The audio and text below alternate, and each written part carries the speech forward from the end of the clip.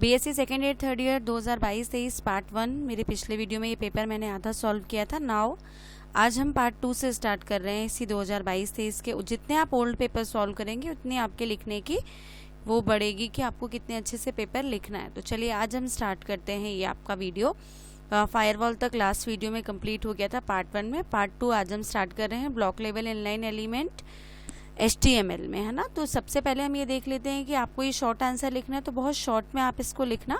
सबसे पहले हम ये देख लेते हैं कि ब्लॉक एलिमेंट जो होते हैं, जो एलिमेंट्स होते हैं वो बेसिकली दो तरह के होते हैं। तो आप यहाँ पे इस तरह से लिख सकते हैं कि ये जो HTML एलिमेंट हैं दो तरह के होते हैं। पहले ब्लॉक होते हैं और दूसरे क्या होते हैं, इनलाइन होते हैं। आप इससे स्ट्रक्चर में बता दीजिए। फिर ये बताइए कि ब्लॉक एलिमेंट जो होते हैं क्या होते हैं, occupy entire width of container, मतलब हम इसमें बहुत सारी चीज़ें एक साथ लिख सकते हैं। हमेशा न्यू लाइन से स्टार्ट होते हैं। They start on a new line and stack vertically.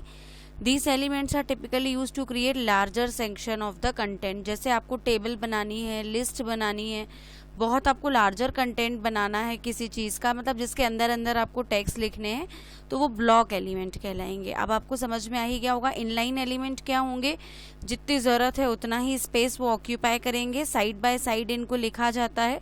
Simple जैसे ए टैग लिखते हैं हम, है ना, और भी बहुत सारे ऐसे छोटे छोटे टैग जैसे एब्रीविएशन टैग लिखते हैं, कोटेशन टैग लिखते हैं। ये सारे टैग किस में आ जाएंगे, आपके इनलाइन टैग में, है ना। इमेज टैग हो गया, ये सब आ जाएंगे। अब अगर हम देखें कि इनका डिफरेंस अगर हम देखें तो इनका बिहेवियर कैसा होगा कि ये फुल विड्थ लेगा, ये जितनी रिक्वायर है उतना लेगा। फिर ये न्यू लाइन से स्टार्ट होता है, यस। ये क्या होता है, नहीं होता है नई लाइन से। ये उसी लाइन में स्टार्ट होकर उसी लाइन में ख़त्म होगा, इसीलिए ही इसको हम क्या कहते हैं, इनलाइन एलिमेंट। फिर नेस्टिंग, इसमें क्या होती है, नेस्टिंग होती है और इसमें नेस्टिंग नहीं होती, क्योंकि इसकी ज़रूरत ही नहीं है ना। ये तो एक ही लाइन में लिखा जा रहा है। नेस्टेड मतलब उसके अंदर अंदर और ज़्यादा लिखना, है ना। फिर हाइट और विड्थ आप अपने अकॉर्डिंग इसको लिख सकते हैं। यूज केस, इसमें section, division, container, list, table, ये सारी चीज़ें आ जाएंगी आपकी। और इसमें सिंपल टेक्स्ट, लिंक, फॉर्मेटिंग, ये सब आ जाएगा। ठीक है, तो आप ये देख पा रहे हैं यहाँ पे ऑलरेडी इनके कुछ ब्लॉक एलिमेंट्स का एग्जाम्पल है। आप इसको एक छोटे से उसमें वहाँ पे दिखा सकते हैं। ठीक है, और इसका आउटपुट कुछ इस तरह से आएगा, वो भी दिखा सकते हैं कि स्टाइल टैग डिवीज़न है। डिवीज़न को हम यहाँ पे भी डिफाइन करते हैं, यहाँ पे भी डिवीज़न के अंदर हम और भी बहुत कुछ P लिख सकते हैं, H लिख सकते हैं। तो ये सारे क्या हो गए हमारे ब्लॉक एलिमेंट। इनलाइन एलिमेंट वो होते हैं जैसे एंकर टैग हो गया, बोल्ड हो गया, इमेज टैग हो गया, जो एक ही लाइन में लिखे एक ही लाइन में ख़त्म हो गए, वो क्या हो जाएंगे, आपके इनलाइन एलिमेंट। तो इतना तो आपको समझ में आ गया होगा। शॉर्ट में लिखने में, आंसर में इतना काफ़ी है, आपको इसमें भी पूरे पूरे नंबर मिल जाएंगे। फिर नेक्स्ट क्वेश्चन है how to create hyperlink in HTML। Hyperlink जो होते हैं वो कई तरह के होते हैं। ठीक है, बेसिकली हाइपरलिंक की डेफिनेशन आप लिखेंगे सबसे पहले तो कि हमारे पेज में रहते हुए हम किसी और वर्ड से या नेट से, किसी लिंक से या किसी सिस्टम के किसी भी फाइल के, इमेज के को लिंक करना जो होता है वो क्या कहलाता है, हाइपरलिंक होता है। लिंकिंग करने के लिए हम एंकर टैग का यूज़ करते हैं। किसका यूज़ करते हैं हम लिंकिंग टैग के लिए, एंकर टैग का, जो कि किससे स्टार्ट होता है, ए टैग से स्टार्ट होता है। ठीक है, तो AHREF जो होता है इसका ये बेसिक लिखने का पैटर्न होता है। डबल कोटेशन में हम लिखते हैं URL। आप यहाँ पे देख पा रहे हैं, इस तरह से ये आपको दिख रहा है, ये देखिए, है ना, ये आपको दिख रहा है AHREF। फिर यहाँ पे डबल कोट्स में, इसका आपको डिटेल डिस्क्रिप्शन में वीडियो चाहिए तो मेरे चैनल पे आपको हाइपरलिंक का वीडियो मिल जाएगा। तो आपको सिर्फ ये लिखना है, एक लाइन कैसे स्टार्ट होता है, इसको एंकर टैग कहते हैं। हाइपरलिंक क्या होता है, उसकी एक छोटी सी डेफिनेशन लिखनी है। उसके बाद आपको ये बताना है कि अगर हमें यहाँ पे जैसे कॉलेज की वेबसाइट देनी है तो हमने यहाँ पे लिख दिया visit home science college Jabalpur, और यहाँ पे होम साइंस कॉलेज की आपने वेबसाइट लिख दी। तो आप किस कंप्लीट URL भी दे सकते हैं या अपने फाइल के किसी का पाथ भी दे सकते हैं। ठीक है, विजिटेड लिंक, अनविजिटेड लिंक, कई लिंक होते हैं। तो और इसका टारगेट क्या होता है कि ये सेम फाइल पे खुलेगा, तो टारगेट इक्वल टू सेल्फ लिखेंगे। ब्लैंक मतलब एक नई विंडो में ओपन होगा। पेरेंट मतलब पेरेंट फ्रेम में ओपन होगा लेकिन नए टैब में ओपन होगा। और टॉप पे मतलब साइड में ओपन होगा, आप क्लिक करेंगे तो वो खुल जाएगा। तो इसको लिखने का तरीका आपका कुछ ऐसा हो जाएगा उस समय कि जहाँ URL है उसके बाद सिर्फ आप ये वर्ड ऐड कर देंगे। तो आपको ये सब लिखना बहुत ज़रूरी है, चाहे आप शॉर्ट में भी लिख रहे हैं तब भी लिखना ज़रूरी है। एब्सोल्यूट और रिलेटिव दो तरह के होते हैं, सिर्फ आप हेडिंग डाल सकते हैं। फिर एक इमेज वाला होता है, जिसमें हम AHREF में इमेज का नाम लिखेंगे और इमेज का टैग लगा देंगे और फिर /a कर देंगे। तो ये हो जाएगा आपका HTML। यदि ईमेल से आपको लिंक करना है तो आप किस तरह से करेंगे, AHREF यहाँ पे ईमेल लिख देंगे, यहाँ पे आप जो भी वर्ड लिखेंगे वो वहाँ पे डिस्प्ले होगा, है ना।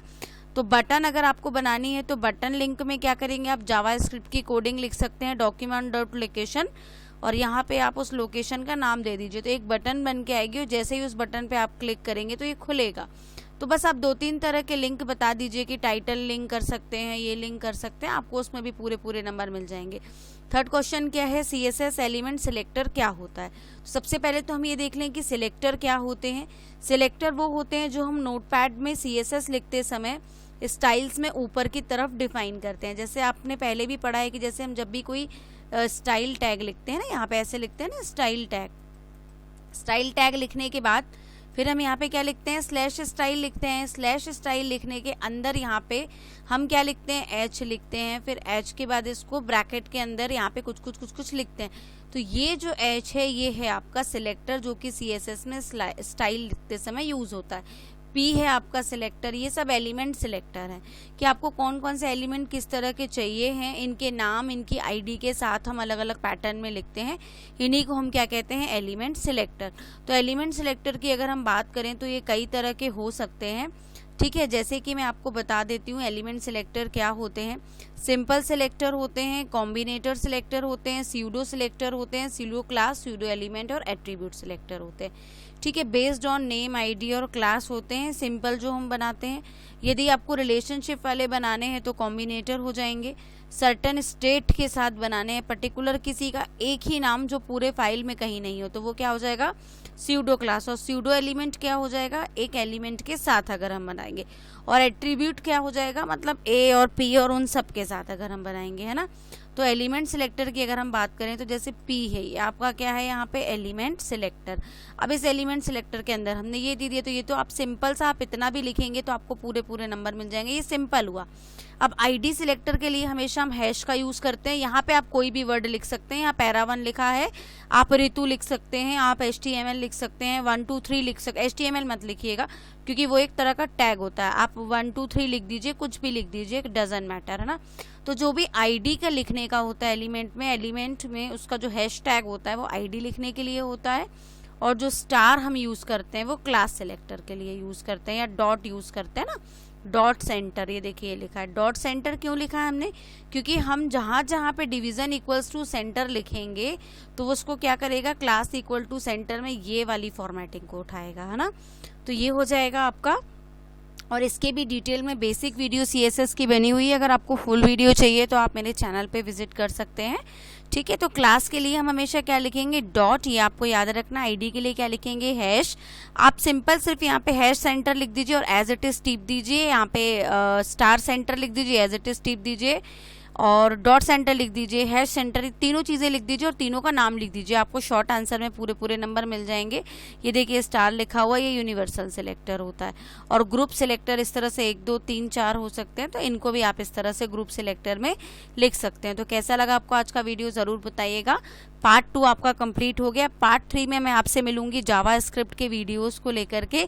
बहुत सारा इंतज़ार आपसे कराया है, लेकिन बस नेक्स्ट वीडियो में इस इंतज़ार को हम ख़त्म करेंगे। कैसा लगा आपको आज का वीडियो ज़रूर बताइएगा। लाइक शेयर सब्सक्राइब ना करना